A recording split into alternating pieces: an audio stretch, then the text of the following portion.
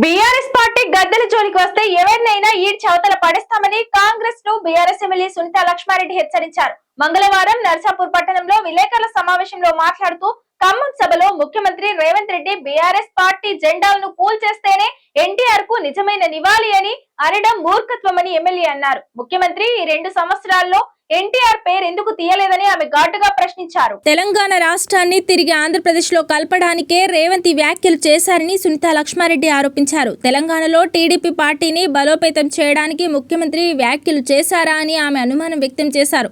BRS గద్దెలను కూల్చాలని ప్రసంగించడం దేనికి సంకేతం? BRS ను పూర్తిగా లేకుండా చేసి తెలంగాణను ఆంధ్రాలో కలపాలని చూస్తున్నారా అని ఆమె ప్రశ్నలు సంధించారు. మాజీ మంత్రి హరీష్ రావుపై సిట్ విచారణను ఎమ్మెల్యే సునీతా లక్ష్మారెడ్డి తీవ్రంగా ఖండించారు. ప్రభుత్వానికి వ్యతిరేకంగా మాట్లాడినా, తప్పిదాలను ఎత్తి చూపినా హరీష్ రావుపై, కేటీఆర్ పై ఏదో ఒక నెపంతో వారిపైన ఎంక్వైరీలు చేయడం, కమిషన్లు వేయడం, విచారణకు పిలిపించడం కాంగ్రెస్ ప్రభుత్వానికి ఆనవాయితీగా మారిందని ఆమె మండిపడ్డారు. హరీష్ రావు బొగ్గు గన్లకు సంబంధించిన విషయంపై మాట్లాడగా ఆ చర్చను పక్కదారి పట్టించడానికే రేవంత్ సిట్ విచారణకు తెరలేపారని ఆమె విమర్శించారు. హైకోర్టు, సుప్రీంకోర్టు హరీష్ రావుపై ఫోన్ ట్యాపింగ్ కేసు కొట్టివేశాయని, అయినా కూడా 24 గంటల సమయం ఇవ్వకుండానే రాత్రికి రాత్రి సిట్ విచారణకు ఆహ్వానించడం కక్ష సాధింపు చర్యేనని ఆమె ధ్వజమెత్తారు. కాంగ్రెస్ ప్రభుత్వానికి కనీసం న్యాయస్థానాలపైన కూడా గౌరవం లేదని ఆమె ఆవేదన వ్యక్తం చేశారు. తప్పుడు కేసులపై భయపడేది లేదని, ప్రభుత్వ తప్పిదాలను ఏలెత్తి చూపిస్తామని ఎమ్మెల్యే హెచ్చరించారు.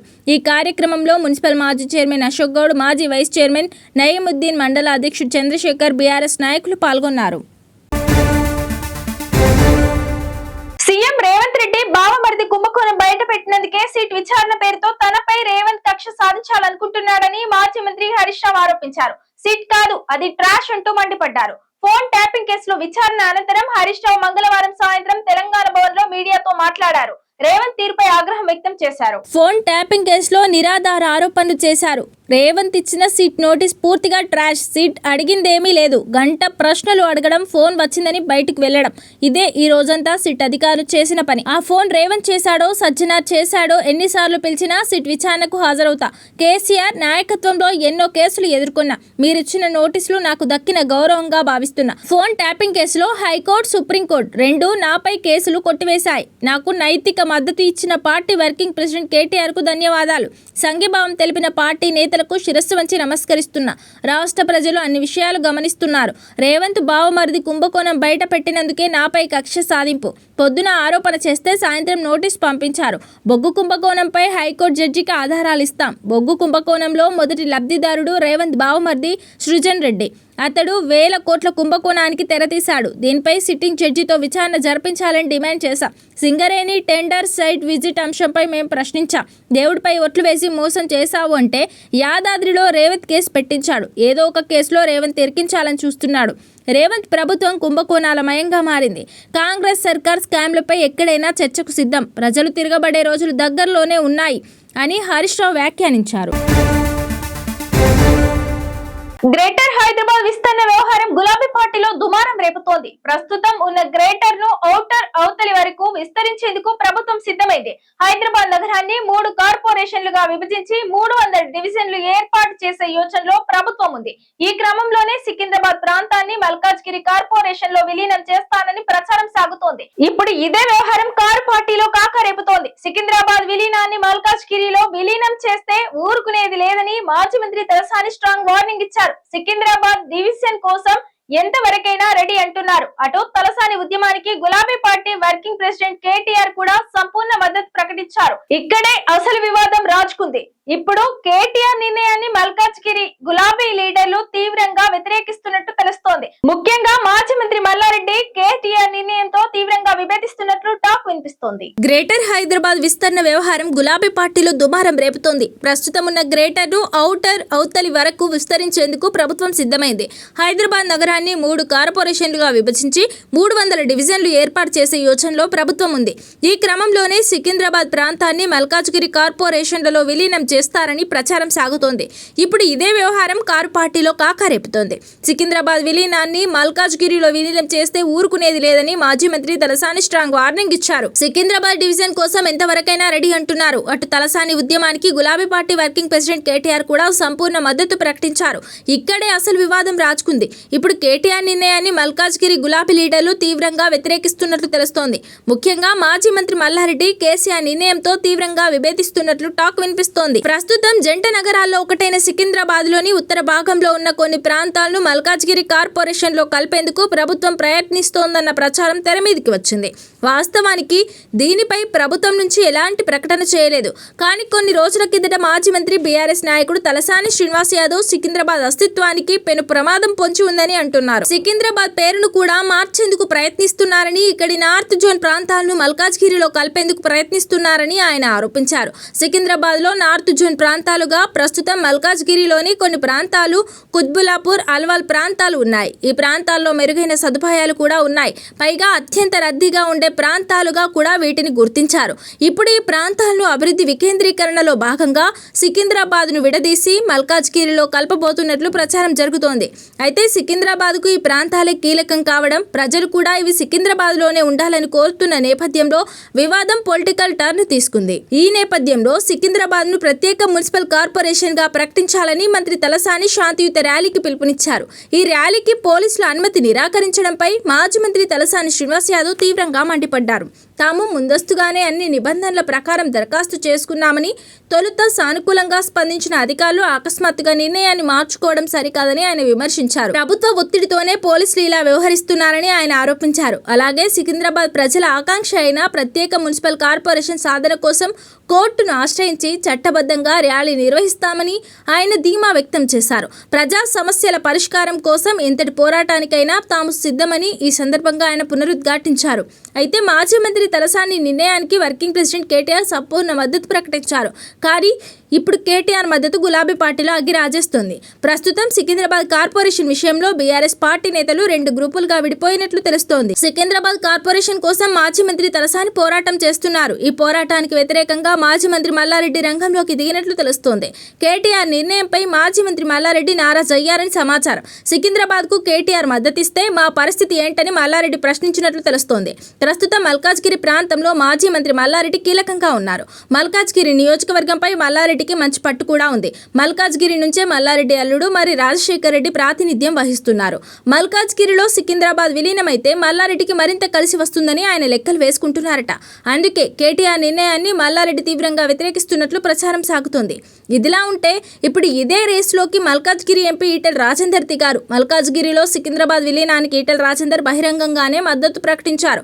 అవసరమైతే మల్కాజ్గిరి కోసం ప్రత్యేకంగా పోరాటం చేస్తానని ఈటెల అంటున్నారు. సికింద్రాబాద్ ప్రాంతాన్ని మల్కాజ్గిరిలో విలీనం చేయాలని ఈటెల రాజేందర్ బలంగా కోరుకుంటున్నారు. విలీనం జరిగితే తనకు రాజకీయంగా మరింత కలిసి వస్తుందని ఈటెల లెక్కలు వేసుకుంటున్నారట. ఇదే సమయంలో మల్లారెడ్డి ఫ్యామిలీకి రాజకీయంగా చెక్ పెట్టొచ్చని భావిస్తున్నారట. కానీ ఎప్పుడైతే మల్కాజ్గిరి విషయంలో ఈటెల రంగంలోకి దిగిపోయారో అప్పటి నుంచి మల్లారెడ్డిలో టెన్షన్ పెరిగిపోతుందట. ఈటెల నేరుగా మల్కాజ్గిరి కోసం పోరాటానికి రెడీ అనడంతో తమ పొలిటికల్ లైఫ్ ఇబ్బందుల్లో పడుతుందని మల్లారెడ్డి భావిస్తున్నారట. వచ్చే ఎన్నికల్లో ఈ వ్యవహారమే రాజకీయ అస్త్రంగా మారే అవకాశం ఉందని లెక్కలు వేసుకుంటున్నారట. కానీ బీఆర్ఎస్ హైకమాండ్ మాత్రం సికింద్రాబాద్కే జై కొట్టడంతో మల్లన్న వర్గం రామన్న తీరుపై తీవ్ర అసంతృప్తి వ్యక్తం చేస్తున్నట్టు టాక్ నడుస్తోంది. మొత్తం మీద సికింద్రాబాద్ విలీనం వ్యవహారం కారు పార్టీలో ప్రకంపనలు రేపుతోంది. సికింద్రాబాద్ ప్రత్యేక కార్పొరేషన్ కోసం తలసాని ఉద్యమానికి రెడీ అయితే మాజీ మంత్రి మల్లారెడ్డి మాత్రం విలీనం జరగాల్సిందే అంటున్నారు. అటు కేటీఆర్ కూడా తలసానికి మద్దతు ప్రకటించి తొందరపడ్డారని మల్లారెడ్డి ఆవేదన వ్యక్తం చేస్తున్నారట. ఇప్పటికైనా కేటీఆర్ మరోసారి పునరాలోచన చేయాలని మల్లారెడ్డి అంటున్నారట. మరోవైపు మల్కాజ్గిరి ఎంపీ ఈటెల రాజేందర్ కూడా రంగంలోకి దిగుతుండడంతో రానున్న రోజుల్లో లష్కర్ వేదికగా రాజకీయం తారాస్థాయికి చేరుతుందని పొలిటికల్ సర్కిల్స్ లో జోరుగా ప్రచారం సాగుతోంది. రాష్ట్రంలో 5 లక్షల మందికి పైగా ఉన్న కాంట్రాక్ట్ అవుట్సోర్సింగ్ ఉద్యోగుల శాలరీ కష్టాలకు సర్కార్ చెక్ పెట్టబోతోంది. ఏప్రిల్ నుంచి నేరుగా వారి బ్యాంక్ ఖాతాలోనే జీతాలు జమ చేయనుంది. ప్రస్తుతం ప్రభుత్వ ఉద్యోగులకు IFMS integrated financial management system విధానంలో జీతాలను సర్కార్ చెల్లిస్తోంది. కాంట్రాక్ట్ అవుట్సోర్సింగ్ ఉద్యోగులకు సైతం ఇదే పద్ధతిలో మధ్యవర్తుల, ప్రైవేట్ ఏజెన్సీల ప్రమేయం లేకుండా అత్యంత పారదర్శకంగా జీతాలు చెల్లించాలని ఆర్థిక శాఖ నిర్ణయం తీసుకుంది. అయితే ప్రస్తుత IFMS లోనే ప్రత్యేక ఆప్షన్ ఇచ్చి వీరికి శాలరీలు జమ చేయడమా లేదంటే వీరి కోసం ప్రత్యేక వెబ్ పోర్టల్ రెడీ చేయడమా అనే దానిపై ఆర్థిక శాఖ కసరత్తు చేస్తోంది. ఇప్పటి వరకు కాంట్రాక్ట్ కాంట్రాక్ట్ అవుట్సోర్సింగ్ ఉద్యోగుల జీతాలను వారి హెచ్ఓడీలు లేదంటే ఏజెన్సీలకే సర్కార్ జమ చేస్తోంది. దీనివల్ల ఉద్యోగుల జీతాల్లో కోతలు పెట్టడంతో పాటు భారీ అక్రమాలు జరుగుతున్నట్టు తేలడంతో ప్రభుత్వం ఈ నిర్ణయం తీసుకున్నట్లు తెలుస్తోంది. పూర్తి స్థాయిలో అమలు చేయాలని ప్రభుత్వం నిర్ణయించింది. ఈ విప్లవాత్మక మార్పుతో లక్షలాది మంది ఉద్యోగుల కష్టార్జితం ఇకపై మధ్యవర్తుల పాలు కాకుండా నేరుగా వారి చేతికి అందనుంది. అదే సమయంలో కార్పొరేషన్లు, వివిధ ప్రభుత్వ సంస్థలు, యూనివర్సిటీలు, గురుకులాలు, హెల్త్ డిపార్ట్మెంట్, మైనార్టీ సంక్షేమ శాఖ పరిధిలో జరుగుతున్న అక్రమాలకు తెరపడుతుందని భావిస్తున్నారు. ప్రభుత్వం వద్ద ఉన్న పాత గణాంకాల ప్రకారం రాష్ట్రంలో కాంట్రాక్ట్ అవుట్సోర్సింగ్ ఉద్యోగుల సంఖ్య 4.93 లక్షలుగా ఉంది. కానీ ప్రతి ఒక్కరి వివరాలను ఆధార్తో అప్డేట్ చేయాలని, అలాగైతేనే ఈ నెల జీతాలు ఇస్తామని ఆర్థిక శాఖ స్పష్టం చేసింది. ఈ క్రమంలోనే ఉద్యోగుల సంఖ్య గతంలో అనుకున్న దానికంటే కాస్త పెరిగి ప్రస్తుతం 5 లక్షలు దాటింది. కొత్తగా గ్రామాల్లో పనిచేసే మల్టీపర్పస్ ఉద్యోగుల వివరాలు చేర్చడంతో ఈ సంఖ్య పెరిగింది. ఇన్నాళ్ళు కాంట్రాక్ట్ అవుట్సోర్సింగ్ సిబ్బందికి జీతాల పంపిణీలో ఏజెన్సీలదే పైచేయిగా ఉంటూ వచ్చింది. ప్రభుత్వం నిధులను నేరుగా ఏజెన్సీల ఖాతాల్లో వేయడంతో వారు ఉద్యోగులకు ఇచ్చే వేతనాల్లో భారీగా కోతలు విధిస్తున్నట్లు తేలింది. లేని ఉద్యోగుల పేరిట జీతాలు తీసుకుంటున్నట్లు బయటపడింది. ప్రభుత్వం నుంచి పీఎఫ్, ఈఎస్ఐ వంటి ప్రయోజనాల కోసం నిధులు విడుదలైనప్పటికీ చాలా ఏజెన్సీలు వాటిని ఉద్యోగుల ఖాతాల్లో జమ చేయకుండా పక్కదారి పట్టిస్తున్న వైనం వెలుగులోకి వచ్చింది. కొన్ని విభాగాల్లో అయితే అసలు లేని ఉద్యోగుల పేర్లతో బినామీలను సృష్టించి అక్రమంగా జీతాలు డ్రా చేస్తున్నట్లు ప్రభుత్వ దృష్టికి వచ్చింది. ఈ అడ్డగోలు దోపిడీకి అడ్డుకట్ట వేసేందుకే ప్రభుత్వం నేరుగా శాలరీ బదిలీ విధానాన్ని ప్రవేశపెట్టబోతోంది. దీనివల్ల ప్రభుత్వ ధనం దుర్వినియోగం కాకుండా ఉండడంతో పాటు కింది స్థాయి సిబ్బందికి పూర్తి స్థాయిలో వేతనం అందనుంది. మినిమం స్కేల్ పొందుతున్న ఉద్యోగులందరికీ ఐఎఫ్ఎంఎస్ పోర్టల్ లేదా ప్రత్యేక పోర్టల్ ద్వారానే చెల్లింపులు జరగనున్నాయి. దీంతో ప్రతి నెల వీరికి క్రమం తప్పకుండా జీతాలు అందే అవకాశం కలుగుతుందని అధికార వర్గాలు పేర్కొంటున్నాయి. ఏజెన్సీల జాప్యం వల్ల నెలల తరబడి వేతనాల కోసం ఎదురు చూడాల్సిన దుస్థితి పోనుంది. జీతాలు నేరుగా పడడం వల్ల కేవలం నగదు అందడమే కాకుండా ఉద్యోగుల సామాజిక భద్రతకు కూడా గ్యారెంటీ ఉంటుంది. ఇప్పటివరకు ఏజెన్సీల దయా దాక్షిణ్యాలపై ఆధారపడాల్సిన పరిస్థితి ఉండగా ఇకపై ప్రభుత్వమే నేరుగా పర్యవేక్షించనుండడంతో ప్రతి ఉద్యోగికి అందాల్సిన పీఎఫ్, ఈఎస్ఐ వాటాలు కూడా సక్రమంగా జమ అవుతాయని భావిస్తున్నారు. దీనివల్ల భవిష్యత్తులో వారికి ప్రమాద బీమా లేదా ఇతర ఆరోగ్య ప్రయోజనాలు పొందేటప్పుడు ఎలాంటి ఇబ్బందులు తలెత్తవని చెప్తున్నారు. కాగా ప్రభుత్వ నిర్ణయంపై కాంట్రాక్ట్ అవుట్సోర్సింగ్ ఉద్యోగుల్లో హర్షం వ్యక్తమవుతోంది. ఈ విధానంలో భాగంగా డిపార్ట్మెంట్ల వారీగా ప్రతి ఉద్యోగి పూర్తి సమాచారాన్ని ప్రభుత్వం సేకరించి కంప్యూటరీకరిస్తోంది. పేరు, Aadhaar number, mobile number, bank ఖాతా వివరాలను ఒకే గొడుగు కిందికి తెస్తోంది. గతంలో ఏ ఉద్యోగి ఎక్కడ పనిచేస్తున్నారో, వారికి ఎంత జీతం అందుతుందో రాష్ట్ర స్థాయిలో పర్యవేక్షించడం కష్టంగా ఉండేది.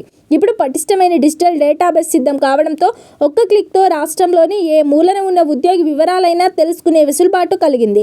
ఆధార్ లింకింగ్ వల్ల ఒకే వ్యక్తి 2 వేర్వేరు చోట్ల పనిచేస్తున్నట్టు చూపి జీతాలు పొందడం లేదా ఒకే పేరుతో 2 అకౌంట్లకు నిధులు మళ్లించడం వంటి మోసాలకు జరగకుండా చూడనుంది.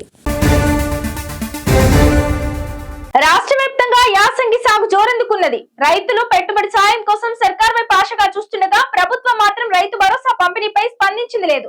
ఆదివారం మేడారంలో జరిగిన కేబినెట్ సమావేశంలో యాసంగి రైతు భరోసాపై సీఎం రేవంత్ రెడ్డి ప్రకటన చేస్తారని ఎదురు చూసిన అన్నదాతలకు ఆ మాటే ఉచ్చరించక చర్చే లేకుండా సమావేశాన్ని ముగించడం ఉసూరు అనిపించింది. బీఆర్ఎస్ సర్కార్ జనవరిలోనే రైతు బంధు పెట్టుబడి సాయం పంపిణీ చేసేది. కానీ కాంగ్రెస్ ప్రభుత్వం అందుకు విరుద్ధంగా రైతు భరోసా ఎప్పుడిస్తారో కూడా చెప్పకుండా నెట్టుకొస్తుంది. ఓవైపు యాసంగి నాట్లు జోరందుకోవడంతో కర్షకులు రైతు భరోసా కోసం అడుగుతుండడంతో ప్రభుత్వం వారి దృష్టిని మరల్చేందుకు లీకుల డ్రామాకు తెరతీసింది. అనుకూల పత్రికలు, ఛానళ్లలో సంక్రాంతికి రైతు భరోసా అంటూ ప్రకటనలు ఇచ్చి వారిని సంతృప్తి పరిచింది. కాగా పండుగ తర్వాత మేడారంలో కేబినెట్ మీటింగ్ ఉండడంతో రైతు భరోసాపై స్పష్టత ఇస్తారని చర్చ సాగినా సర్కార్కు రైతుల కన్నా వేరే ముచ్చట్లు ఎక్కువనే విషయం భేటీ అనంతరం తేలిపోయింది. దీంతో అన్నదాతలకు మళ్లీ నిరాశ మిగిలింది. ప్రస్తుత పరిస్థితులు చూస్తే యాసంగి రైతు భరోసా మార్చి వరకు లేనట్టే అనే అభిప్రాయాలు వ్యక్తమవుతున్నాయి. సీఎం రేవంత్ రెడ్డి ఫిబ్రవరి 1వ తేదీ వరకు విదేశీ పర్యటనలో ఉండనుండడం, వారం రోజుల్లో మున్సిపల్ ఎన్నికల నోటిఫికేషన్తో రాష్ట్ర వ్యాప్తంగా కోడ్ అమల్లోకి వచ్చే అవకాశాల నేపథ్యంలో సర్కార్కు పెట్టుబడి సాయం ఇవ్వాలని ఉన్నా మార్చి వరకు సాధ్యం కాదనే అభిప్రాయాలు వ్యవసాయ శాఖ వర్గాల్లో చక్కర్లు కొడుతున్నాయి. ఒకవేళ అప్పటికి కాలేదంటే నిరుడు వానకాలం మాదిరిగానే ఈ యాసంగి రైతు భరోసాకు ఎగనామమే అనే విమర్శలు వెలువెత్తుతున్నాయి. కాంగ్రెస్ అధికారంలోకి వచ్చిన తర్వాత ఈ యాసంగితో 5 సీజన్లు కాగా మొన్నటి వానాకాలంలోనే సమయానికి రైతు భరోసా పంపిణీ చేసింది. మిగిలిన సీజన్లలో కోతలు, ఎగవేతలతో రైతులకు ఎగనామం పెట్టింది. పంటలు వేసే సమయంలో కాకుండా కోతల సమయంలో ఇస్తూ రైతు భరోసా ఉద్దేశాన్ని కాంగ్రెస్ ప్రభుత్వం దెబ్బతీసింది. కాంగ్రెస్ కు ఎన్నికలు వస్తేనే పథకాలు గుర్తుకొస్తాయని విమర్శలున్న విషయం తెలిసిందే. ప్రస్తుతం రైతు భరోసా ఆలస్యం వ్యవహారంలో కూడా ఎన్నికల కుట్ర దాగి ఉందనే అనుమానాలు వ్యక్తమవుతున్నాయి. ఇప్పటికే సర్పంచ్ ఎన్నికల్లో ఓటర్లు రైతుల చేతిలో చావు దెబ్బతిన్న అధికార కాంగ్రెస్ త్వరలో పార్టీ గుర్తులపై నిర్వహించే ఎంపీటీసీ, జెడ్పీటీసీ ఎన్నికల్లో సత్తా చాటి పరువు నిలుపుకోవాలని చూస్తున్నట్లుగా తెలుస్తోంది. అందులో భాగంగానే మున్సిపల్ ఎన్నికల తర్వాత ఎంపీటీసీ, జెడ్పీటీసీ ఎన్నికలు నిర్వహించే ఆలోచనలో రైతు భరోసాతో అన్నదాతల ఓట్లకు గాలం వేసేందుకే కుట్రకు తెరతీసినట్టు వెనికిడి.